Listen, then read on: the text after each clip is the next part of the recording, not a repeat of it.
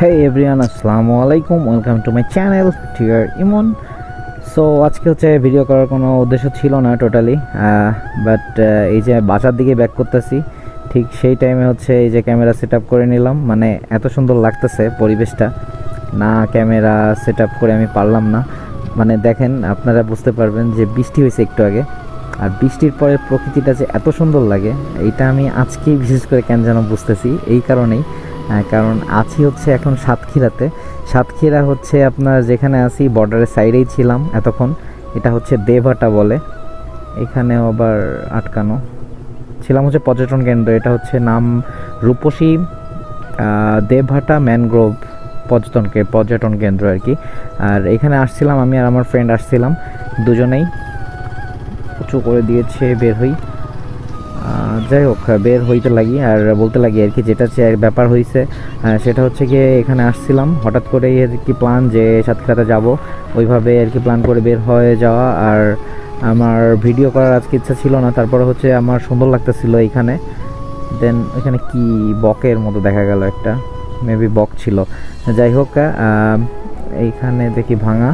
এই দেখেন সামনের এই ভিউগুলো অনেক সুন্দর লাগবে আপনাদের, আমার মনে হয়। এই জন্যই ভাবলাম যে ক্যামেরাটা অন করে ফেলি আর ভিডিওটাও ছোট্ট একটা ভিডিও বানাই ফেলি। যদি ছাড়তে মন চায় ছাড়বো, আর না হলে ছাড়বো না।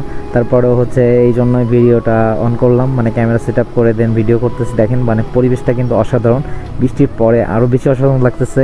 আর সাইডে হচ্ছে গিয়ে হচ্ছে নদী, সাতক্ষীরা তো এমনি নদী ভরা আশেপাশ দিয়ে, সাতক্ষীরার বর্ডার অঞ্চলে এটা। আর একটু সামনেই হচ্ছে ইন্ডিয়ার বর্ডার, সব কিছু পার হয়ে আসছি। ওই পারে ইন্ডিয়া বলা যায়, বলতেই পারেন। এখন হচ্ছে কি এই পর্যন্ত শুনছিলাম মাঝখানে যখন অনেক বৃষ্টি হয়েছিল তখন এই পর্যন্ত একদম ভরে গেছিলো সাতক্ষীরার এই যে এই জায়গাগুলো। যাই হোক, বিট এটা হচ্ছে ব্যাপার। আর এই জন্য এই ক্যামেরাটা অন করলাম আর ভাবলাম যে বৃষ্টি যেহেতু হয়েছে, যে মিটার টিটারের অবস্থা তো বুঝতে পারতেছেন যে পানি পড়ছে, বাইক মোটামুটি ভালোই ভিজছে আমার। আর বৃষ্টিতে আমিও পুরাই ভেজা, আর তারপরেও ভেজে ভেজেই রাইড করতেছি। আমরা এখন ব্যাক করতেছি, অলমোস্ট এখন বেজে গেছে হচ্ছে 3টার মতো।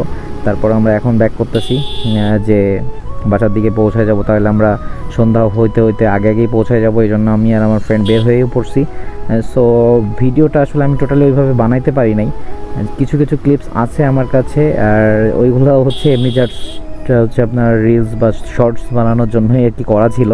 ওইগুলো আমি ভাবতেছি যে অ্যাড করে দিয়ে যদি একটা ভিডিও প্রপারলি বানানো যায় তাহলে আমি ইউটিউবে ছাড়বো, না হলে তো ছাড়বো না। আর চেষ্টা করবো আর কি ভিডিওটা ওইভাবে করে আমি ছাড়ার জন্য। আর এইদিকে তেমন দেখানোর মতো কিছু নেই, ওই সৌন্দর্যটা দেখানোর জন্যই আপনাদেরকে মোটামুটি আমি এই ক্যামেরাটা সেট আপ করে অন করছিলাম সব কিছু। আর চেষ্টা করব এটা মোটামুটি সব কিছু ছোটো ছোটো করে আমি ক্লিপস অ্যাড করে দেন হচ্ছে একটা ভিডিও ক্রিয়েট করার। আর যদি ভালো লাগে আপনাদের অবশ্যই আমার সাপোর্ট করবেন, আমাদের সাথে থাকবেন। আর এইটুকুই আর কি, আর ভিডিওটা তেমন বড় করব না। চলুন আমরা ওই ভিডিওগুলোতে চলে যাই আর কি। যাচ্ছিলাম সাতক্ষীরার দিকে যাচ্ছিলাম, তখন হচ্ছে আমরা সার্চ করতেছিলাম যে ঐতিহাসিক কী নিদর্শন আছে এর আশেপাশে। তখন আমরা সার্চ করতে যে পাইলাম এই জায়গাটা, এটা হচ্ছে তেঁতুলিয়া জামে মসজিদ। এটা মোগল আমলে 1858-59 সালে হচ্ছে এটা নির্মাণ করা হয়। এটা হচ্ছে 6 গম্বুজের একটি মসজিদ। সো এটা একটা পুরাতন নিদর্শন যেহেতু, সেজন্য এখানে আসা। এই যে মসজিদটা, এটা হচ্ছে একটা 6 গম্বুজের মসজিদ, কিন্তু এখান থেকে তো আর ওইভাবে বোঝা যাচ্ছে না।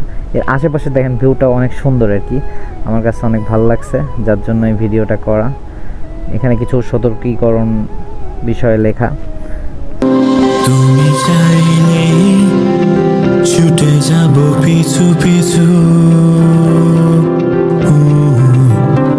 হাতে বাড়ালে দিয়ে দেব সব কিছু।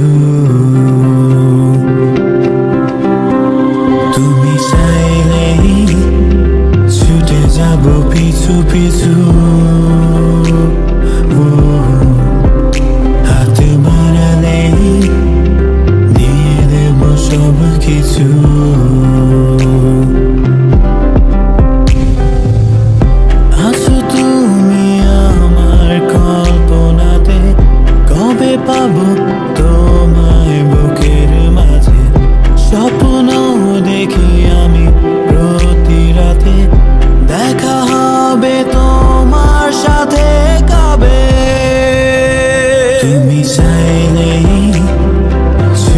যাব পিছু পিছু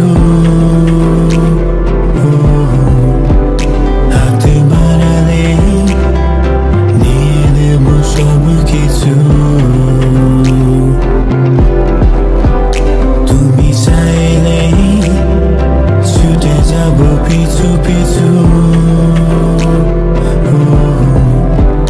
হাতে বাড়ালে দিয়ে দেব সব কিছু বারে বারে তোমায় আমার মনে পড়ে প্রতিটি ক্ষণে হাতটি ধরে যাব একই সাথে সমুদ্রেরই পারে চুপি স্বরে ডাকবে আমায় বলবে ভালোবাসো আমায় হারিয়ে যাব তোমায় নিয়ে ওই দূর তীরে